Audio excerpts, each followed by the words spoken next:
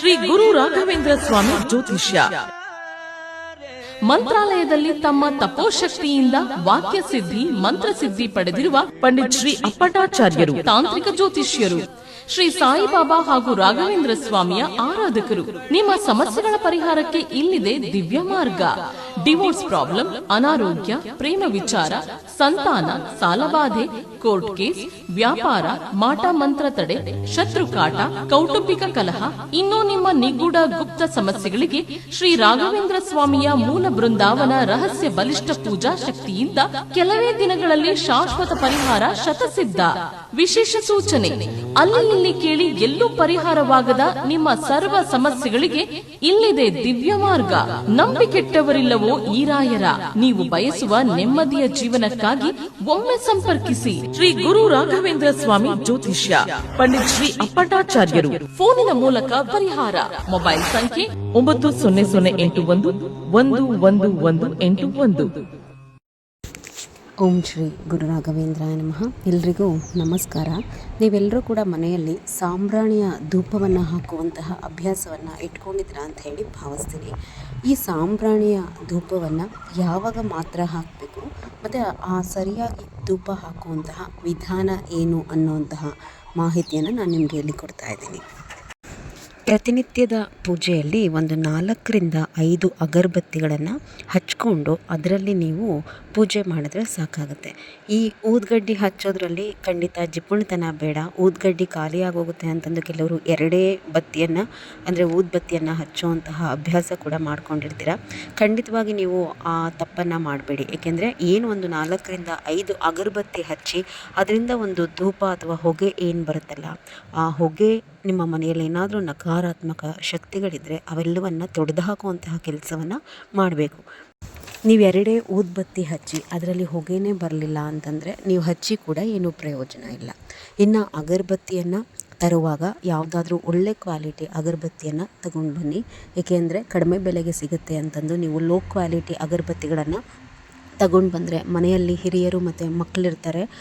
ಆ ಹೊಗೆ ಏನು ಬರುತ್ತೆ ಅಂದರೆ ಈ ಲೋ ಕ್ವಾಲಿಟಿ ಊದ್ಗಡ್ಡಿಗಳಿಂದ ಬರುವಂತಹ ಹೊಗೆ ಕ್ಯಾನ್ಸರ್ಗೆ ಕೂಡ ಕಾರಕ ಆಗುವಂತಹ ಅಂಶಗಳನ್ನು ಒಳಗೊಂಡಿರುತ್ತೆ ಅಂತ ಹೇಳ್ತಾರೆ. ಸೊ ಹೀಗಾಗಿ ಯಾವುದಾದ್ರೂ ಬ್ರ್ಯಾಂಡೆಡ್ ಅಗರಬತ್ತಿಗಳನ್ನು ತೊಗೊಂಡು ಬನ್ನಿ ಮನೆಗೆ. ಇನ್ನು ಸಾಂಬ್ರಾಣಿಯ ಧೂಪ ಅಂತಂದರೆ ಇವತ್ತಿನ ವಿಚಾರ ಮನೆಯಲ್ಲಿ ಸಾಂಬ್ರಾಣಿ ಹಾಕೋದ್ರ ಬಗ್ಗೆ ಸರಿಯಾದಂತಹ ವಿಧಾನ.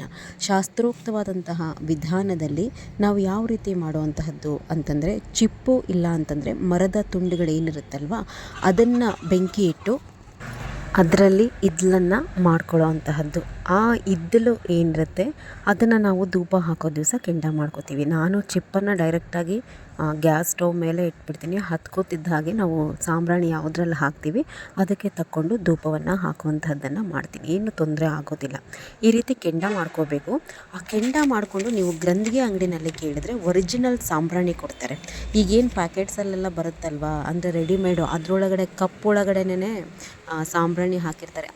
ಅದು ಹಚ್ಚೋದಕ್ಕಿಂತ ಶ್ರೇಷ್ಠ ಅಂತಂದರೆ ಈ ರೀತಿ ನೀವು ಚಿಪ್ಪಲ್ಲಿ ಕೆಂಡ ಮಾಡಿಕೊಂಡು ಗ್ರಂಥಿಗೆ ಅಂಗಡಿಯಿಂದ ಸಾಂಬ್ರಾಣಿ ತಂದಿಟ್ಕೊಳ್ಳಿ. ಒರಿಜಿನಲ್ ಸಾಂಬ್ರಾಣಿ ಸಿಗುತ್ತೆ ಗ್ರಂಥಿಗೆ ಅಂಗಡಿನಲ್ಲಿ. ಅದನ್ನು ನೀವೇನು ಮಾಡಬೇಕು, ಬಳಸ್ಕೋಬೇಕು. ಇದು ಬಹಳ ಒಳ್ಳೆಯದು. ಮನೆಗೆ ಮುಂದೆ ಹೇಳ್ತೀನಿ ಯಾವ ರೀತಿ ಹಾಕುವಂತಹದ್ದು ಅಂಥೇಳಿ.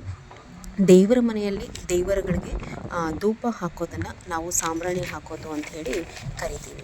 ಆದರೆ ಇದನ್ನು ಯಾವಾಗಂದರೆ ಆವಾಗ ಹಾಕಬಾರ್ದು. ಕೆಲವರೆಲ್ಲ ಪ್ರತಿನಿತ್ಯ ಹಾಕುವಂತಹ ಅಭ್ಯಾಸವನ್ನು ಕೂಡ ಮಾಡ್ಕೊಂಡಿರ್ತೀರ. ಅಂದರೆ ಈಗ ಕಪ್ಗಳಲ್ಲೆಲ್ಲ ರೆಡಿ ಸಿಗುತ್ತಲ್ಲ, ಇದ್ದಿಲಿನ ಥರ ಕಪ್ಪಿರುತ್ತೆ, ಅದರೊಳಗಡೆ ಸಾಂಬ್ರಾಣಿ ಅವರೇ ರೆಡಿ ಇಟ್ಟಿರ್ತಾರೆ. ಅದಕ್ಕೊಂದು ಕರ್ಪೂರ ಹಾಕಿದ್ರೆ ಹತ್ಕೊಂಡ್ಬಿಡುತ್ತೆ.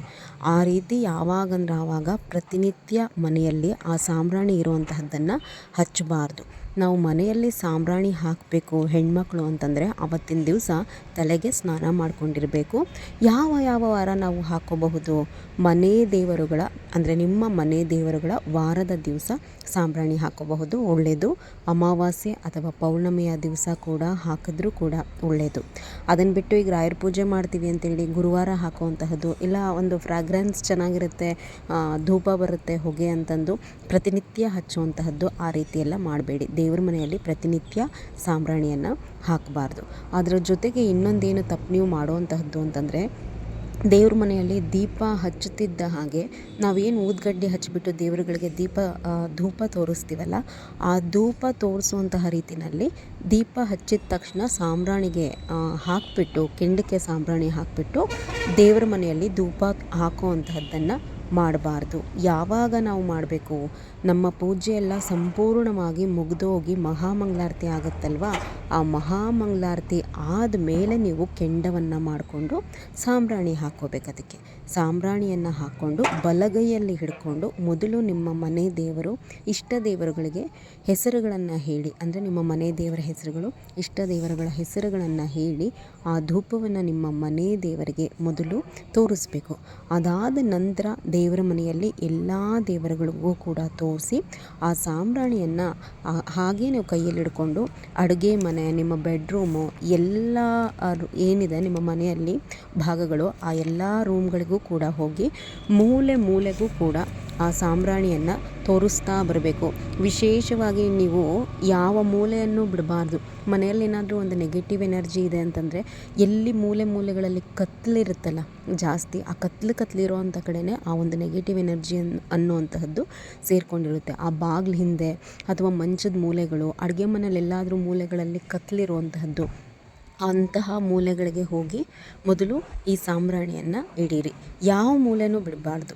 ಆ ರೀತಿ ಎಲ್ಲ ಮೂಲೆಗಳಿಗೂ ಹಿಡಿದು ಕೊನೆಗೆ ಇದನ್ನು ಏನು ಮಾಡಬೇಕು ಅಂತಂದರೆ, ಮನೆ ಹೊರಗಡೆ ತೊಗೊಂಡು ಹೋಗ್ಬಿಟ್ಟು ನಿಮ್ಮದು ತುಳಸಿ ಕಟ್ಟೆ ಇರುತ್ತಲ್ಲ, ಆ ತುಳಸಿ ಕಟ್ಟೆ ಬಳಿ ಇಟ್ಬಿಡಿ.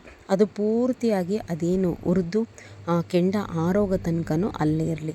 ಆ ಕೆಂಡ ಆರೋಗಿದ್ದು ಆದಮೇಲೆ ನೀವೇನು ಮಾಡಬೇಕು, ಆ ಇದ್ದಲನ್ನು ತೆಗೆದುಬಿಟ್ಟು ಯಾವುದಾದ್ರೂ ಗಿಡದ ಬುಡಕ್ಕೆ ಹಾಕಿ, ಸಾಂಬ್ರಾಣಿ ಹಾಕ್ತೀವಲ್ವ ಅದನ್ನು ತೊಳೆದ್ಬಿಟ್ಟು ತಂದು ಇಟ್ಕೊಳ್ಳಿ. ಮನೆಯಲ್ಲಿ ಆಗಾಗ್ಗೆ ಸಾಂಬ್ರಾಣಿ ಹಾಕೋದ್ರಿಂದ ಬಹಳ ಪ್ರಯೋಜನಗಳಿದೆ. ಹಾಕಬೇಕು ಆವಾಗವಾಗ, ಪ್ರತಿನಿತ್ಯ ಹಾಕಬಾರ್ದು. ಮನೆ ದೇವರುಗಳ ಅನುಗ್ರಹ ಸಿಗುತ್ತೆ. ಜೊತೆಯಲ್ಲಿ ಮನೆಯಲ್ಲಿ ಏನೇ ಒಂದು ನಕಾರಾತ್ಮಕ ಶಕ್ತಿಗಳಿದ್ದರೂ ಆ ಸಾಂಬ್ರಾಣಿಯ ಧೂಪಕ್ಕೆ ಮನೆ ಒಳಗಡೆ ನೆಗೆಟಿವ್ ಎನರ್ಜಿ ಅನ್ನುವಂತಹದ್ದು ನಿಲ್ಲೋದಿಲ್ಲ. ಆದಷ್ಟು ಇದನ್ನು ಬೆಳಗ್ಗೆ ಹೊತ್ತು ಹಾಕಿ ಸಂಜೆ ಹೊತ್ತು ಬೇಡ. ಮಹಾಮಂಗಳಾರತಿ ಮುಗಿದ ಮೇಲೆ ಹಾಕಬೇಕು. ಇನ್ಫಾರ್ಮೇಷನ್ ಇಷ್ಟ ಆಗಿದೆ ಅಂತ ಹೇಳಿ ಭಾವಿಸ್ತೀನಿ. ಎಲ್ರಿಗೂ ಒಳ್ಳೆಯದಾಗಲಿ. ನಮಸ್ಕಾರ.